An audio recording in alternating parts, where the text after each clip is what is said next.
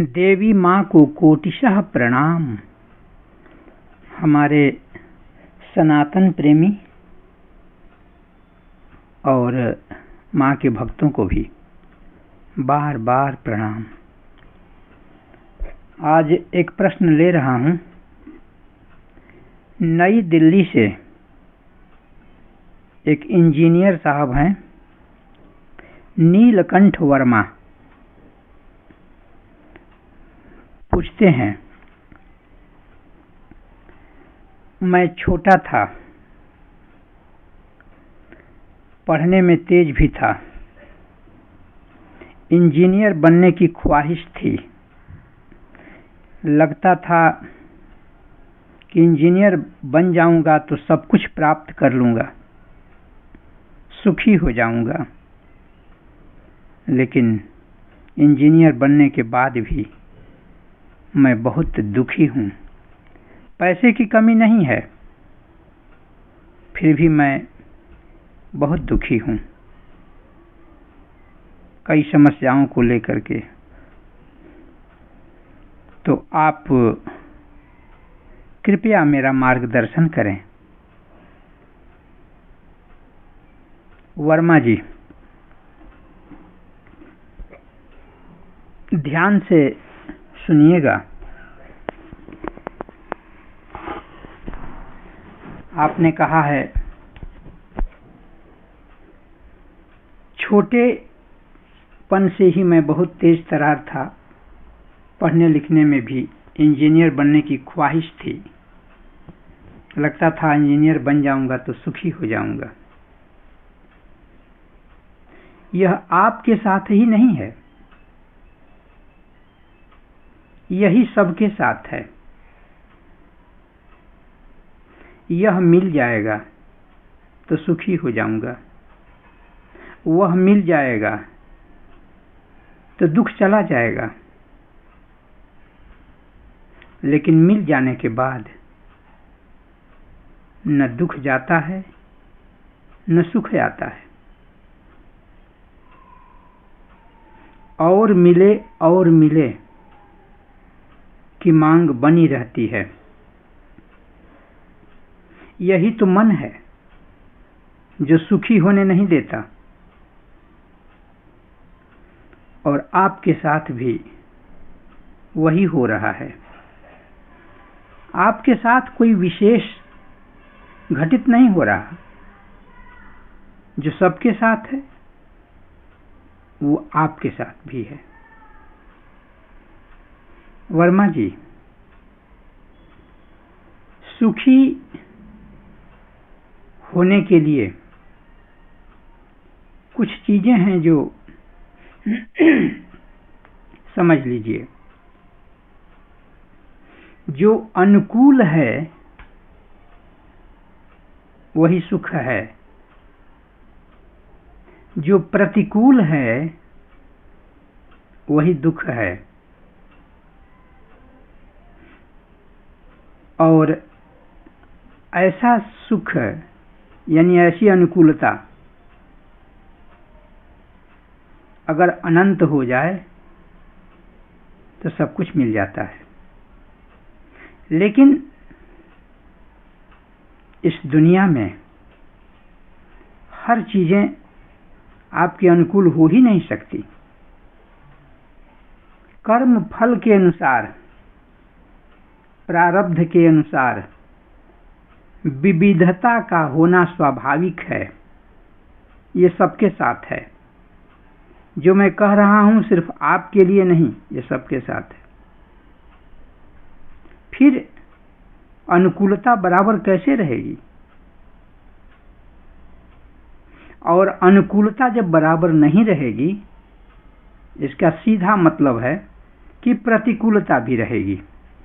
और अनुकूलता की मांग है, प्रतिकूलता का परित्याग है, फिर सुख कैसे मिलेगा?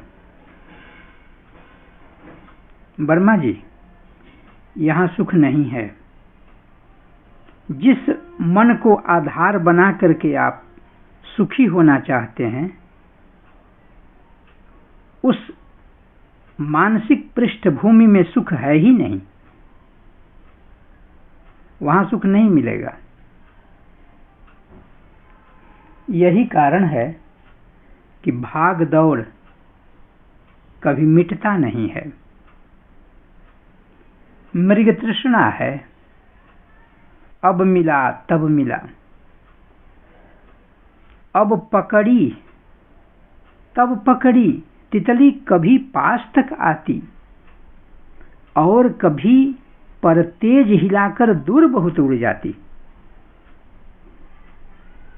बच्चा तितली को पकड़ना चाहता है, नहीं पकड़ पाता। अब पकड़ी तब पकड़ी, तितली कभी पास तक आती और कभी पर तेज हिलाकर दूर बहुत उड़ जाती।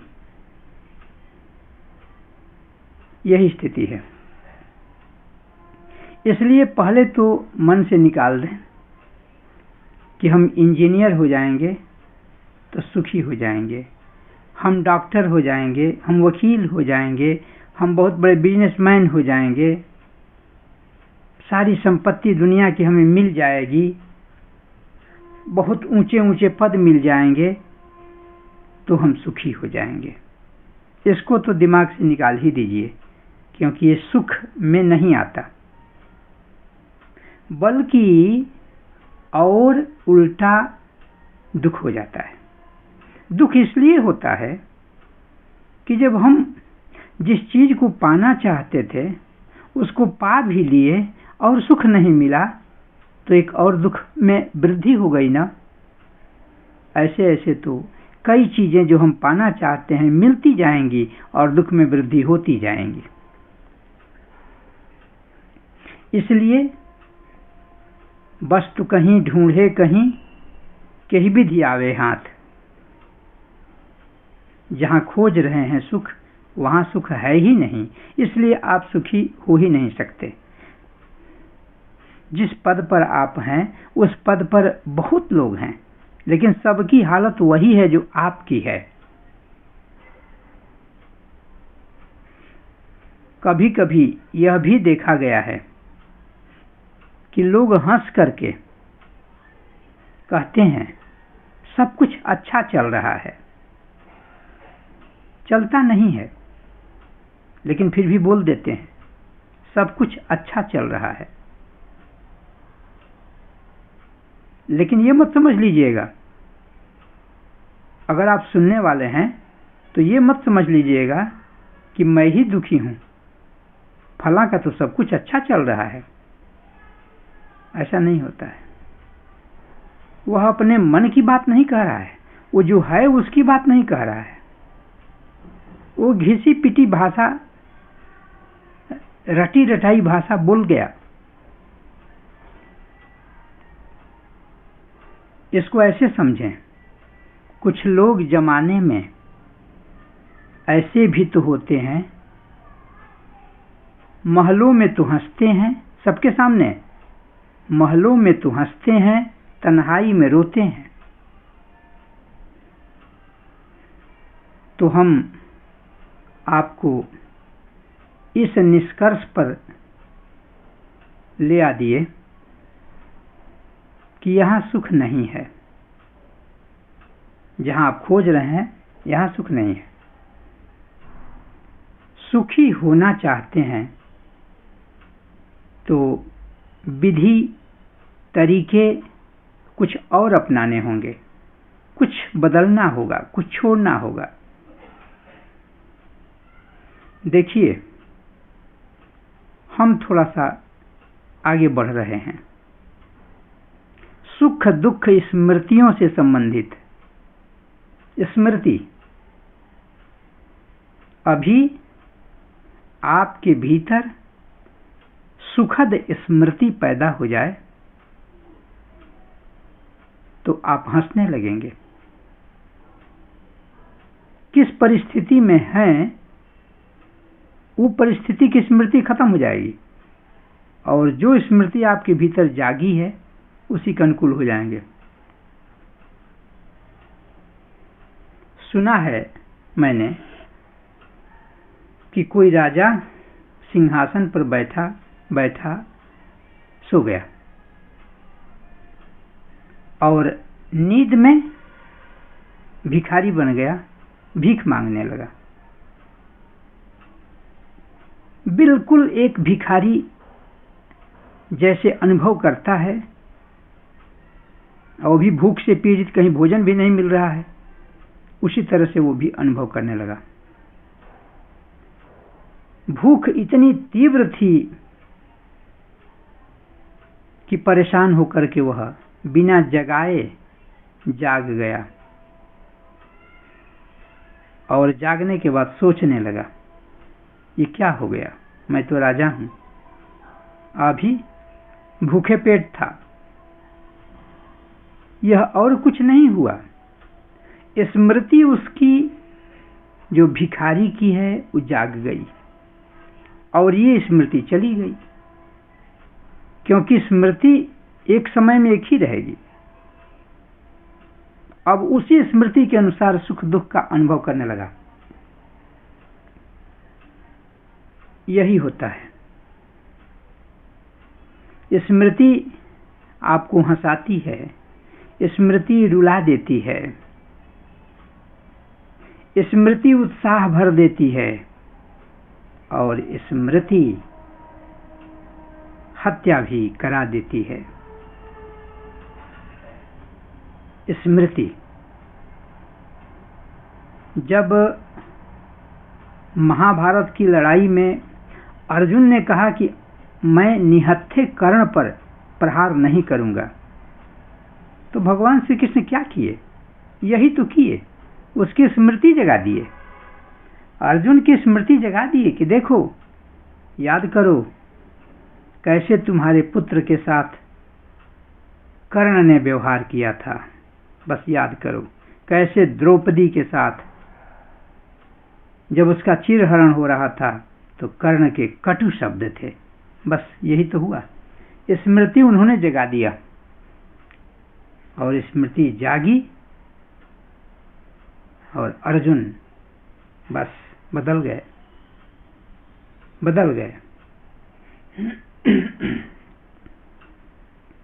तो ये खेल जो देख रहे हैं स्मृतियों का है। पिछले जन्म में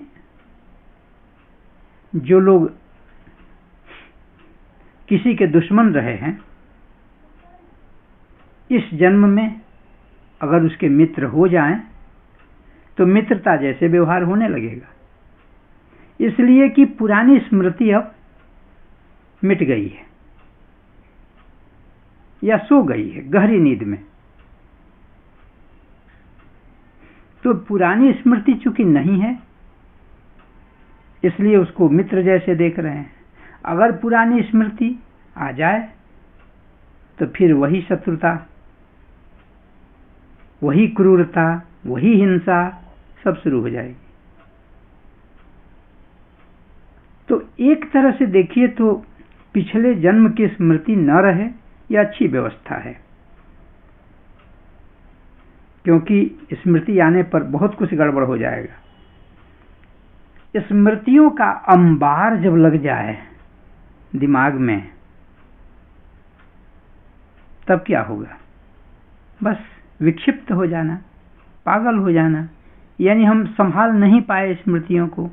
जब नहीं संभाल पाए तो कंट्रोल से बाहर हो गया दिमाग, अब हम उसको ले जाएंगे पागल खाने, उसके हर व्यवहार विचित्र होने लगेंगे। ये स्मृतियां सुख और दुख की अनुभूति कराती, यह भी एक बहुत बड़ा फैक्टर है, बहुत बड़ा फैक्टर। तो हम आपसे कहेंगे एक कदम और आगे बढ़ रहे हैं। शारीरिक सुख और मानसिक सुख। शारीरिक सुख तो आप आसानी से पार कर सकते हैं, शारीरिक दुख सुख नहीं। शारीरिक दुख अगर हो तो उसको झेल सकते हैं या उससे मुक्ति भी पा सकते हैं। जैसे गर्मी का मौसम है, पसीने से तरबतर शरीर है, कष्ट हो रहा है, तो फिर एसी में चले जाएं या पंखा चला लें तो वो तो दूर हो जाएगा। दांत दर्द कर रहा है, दवा से ठीक कर लेंगे। शरीर पर कोई रोग चढ़ा है तो जहां तक हो सके औषधि से हम उसको हटा देते हैं। तो ये तो है। लेकिन मानसिक दुख जो है सबसे प्रभावशाली है, सबसे प्रभावशाली है। शारीरिक रूप से सुख घेरे हुए है, फिर भी अगर मानसिक रूप से दुखी हैं तो समझ लीजिए कि वो शारीरिक सुख भी सुख जैसा नहीं लगेगा। इसलिए मानसिक दुख भारी पड़ जाता है। तो फिर करना क्या है, करेंगे क्या आप, कैसे सुखी रहेंगे? पहला तो मंत्र ये है कि अपने दुखद स्मृतियों को आने न दीजिए। जो पुरानी स्मृतियां हैं जिनको याद करने पर आपके आंख से आंसू गिरने लगेंगे, उनको तो याद मत कीजिए। पहला तो ये मंत्र है, उनको आने मत दीजिए। और ख्याल रखिए, आप बातें करिए। स्मृति अगर आने लगे तो बातें करिए। आप विचार करके देखिए, जो स्मृति चली गई, जो घटनाएं घट गई, जिसके आधार पर वो स्मृति रह गई, घटनाएं तो चली गई, स्मृति रह गई, वो घटना फिर से अब लौट नहीं सकती। जो गया वो फिर आएगा नहीं, जो आएगा वो अभी चला जाएगा। तो जो गया वो नहीं आएगा, तो उसका जो छाप है स्मृति, उसको हम क्यों धारण करें? इसलिए ऐसा विचार करके और दुखद स्मृतियों को हटाइए। इतनी जल्दी और इतनी आसानी से नहीं हटेंगी, लेकिन हट जाएंगी। जब स्मृतियां आवें तो आप क्या करेंगे? आप अपने इष्ट के मंत्र को जपना शुरू कर दीजिए। अपने इष्ट देव के मंत्र को जपना शुरू कर दीजिए। दो बातें होंगी, मंत्र जपना शुरू करेंगे तो फिर एक पुण्य का काम, एक प्रभावशाली काम आप करने जा रहे हैं। और दूसरा, बस अगर थोड़ी देर भी मंत्र जप में लग गए तो स्मृति ठहरने वाली नहीं है, वो चली जाएगी। वो ठहरेगी इसीलिए कि आप उसको स्थान देंगे। उसको स्थान ही न दीजिए, वो अपने आप चली जाएगी। और इस क्रिया को बार बार जब करेंगे तो खुद आपको ज्ञान हो जाएगा, खुद आपको एक रास्ता मिल जाएगा। आप जान लेंगे कि ये सच्चाई इसमें क्या है। तो दो लाभ हो गए, एक तो स्मृति का जाना जो कि दुख पैदा करता मन में, और दूसरा लाभ मंत्र जाप भी होने लगा इष्ट देव का। आप अपने इष्ट के कुछ कुछ नजदीक जाने लगे। दोनों लाभ हो गया। इसलिए स्मृतियों को हटाइए, दुखद स्मृतियों को हटाइए। अब देखिए, कुछ स्मृतियां हैं जो सुखद भी होती हैं।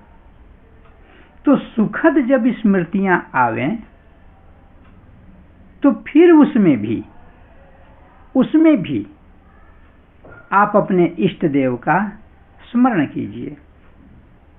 उसमें स्मरण करेंगे तो इस भाव के साथ कीजिए कि अब मेरे भीतर उत्साह आ गया, और उत्साह से आप अब करेंगे। उसको साथी बना लीजिए, सहायक बना लीजिए, प्लेटफॉर्म बना लीजिए जिस पर कि आप कुछ नया काम कर लेंगे। नया काम मंत्र जाप, अभी नया नया है। तो ये लाभ रहेगा। दोनों स्मृतियां, दोनों तरह की स्मृतियों से आप लाभ उठाइए। जब यह कार्य आप करेंगे, जो मैं कह रहा हूं यह करने के लिए कह रहा हूं, करने के बाद हमसे बताइएगा कि क्या हुआ। जब ये दोनों कार्य करेंगे और कम से कम कुछ महीने करते रहेंगे, तब आप पाएंगे कि स्मृतियों के मालिक हो गए आप। अब स्मृतियां आपको दबा नहीं रही हैं, आपको अपने बस में नहीं कर रही हैं, हल्की हो गई और आपका जो मंत्र जाप है वो गहराने लगा, मजबूत होने लगा। अब उसमें धीरे धीरे आपको मजा आने लगेगा, धीरे धीरे आनंद आने लगेगा। मैं कह रहा हूं धीरे धीरे, कुछ महीने करिए तब समझ में आ जाएगा। तब आप जब चाहेंगे तब जो है अपने मन को मंत्र जाप में लगा देंगे। शारीरिक रूप से परेशान हैं, फिर भी आप अपने मन को मंत्र जाप में लगा देंगे और तब जो है शुभ ही शुभ है। तब क्या पूछना है? इष्ट का जब मंत्र जपने लगेंगे तो जपते जपते जपते जपते इष्ट के करीब पहुंच जाएंगे और आपके जो इष्ट हैं वो आपको सुख प्रदान करेंगे। और वो जो सुख होगा वो स्मृतियों का नहीं होगा, वो कुछ और होगा। इसलिए जो धारणा आप बना चुके थे वही धारणा तो सब बनाते हैं। कितना समय बिता देते हैं पढ़ने में, कितना समय सर्विस में, कितना समय धन बिताने में, और धीरे धीरे उम्र समाप्त होती जाती है, धीरे धीरे आयु क्षीण होने लगती है और आप वृद्ध हो जाते हैं। एक स्मृतियों का, सुखद दुखद स्मृतियों का खजाना आपके दिमाग में आ जाता है और वही उमड़ घुमड़ करने लगता है। हाँ, आप मरते समय भी उससे आप अलग नहीं हो पाते। आपने देखा होगा कुछ ऐसे भी लोग हैं जो मरते समय, मरने के कुछ समय पहले वृद्धावस्था में हो चले गए हैं और बड़बड़ बड़बड़ बड़बड़ बड़बड़ाते रहते हैं। वो सब क्या चीज है? वही है। अगर सिर्फ मंत्र जाप से प्रेम हो जाए तो फिर उस समय भी वह चलता रहेगा, उस समय भी वो चलता रहेगा। तो जो सुखी होने का मार्ग है, सुखी होने का जो चुनाव है जो आपने किया था वो नहीं है और उससे आप हो ही नहीं सकते। धन से कहीं सुख हुआ है किसी को? हाँ, धन से शारीरिक रूप से आपको सुख, मानसिक रूप से आभासी सुख मिल सकता है, आभास हो सकता है, लेकिन जब तक मन स्मृतियों के साथ रहेगा तब तक सुख कहाँ। और सबसे बड़ी बात तो यह है कि कर्मों की विविधता है, फल की विविधता है, आपके बस में कहाँ है कि जब जैसे चाहें तब तैसे हो जाए। लेकिन हाँ, अपने तपस्या के बल पर, तपस्या यानी मंत्र जप, अपने तपस्या के बल पर धीरे धीरे कदम आपके स्थायी हो जाएंगे और धीरे धीरे जो प्रारब्ध के प्रभाव हैं वो कम हो जाएंगे। यह भी बात है, प्रारब्ध के प्रभाव कम हो जाएंगे और आपको यह विज्ञान समझ में आने लगेगा। ये क्या चीज है, ये विज्ञान समझ में आने लगेगा। जहां तक मैं समझ रहा हूं कि आप मेरी बात को समझ गए होंगे अच्छी तरह से, और इसमें और कुछ अगर जानकारी लेनी हो तो देवी माँ की कृपा से मैं प्रयास करूंगा आपको समाधान देने के लिए। इसलिए अब मैं अपने वाणी को विराम देता हूं और आपको धन्यवाद देता हूं, आपके प्रति मंगल कामना करता हूं कि आप जो विधि हम बताए उससे सुखी हो जाइए और तब हमें भी सूचित कीजिए। आपको बहुत बहुत धन्यवाद।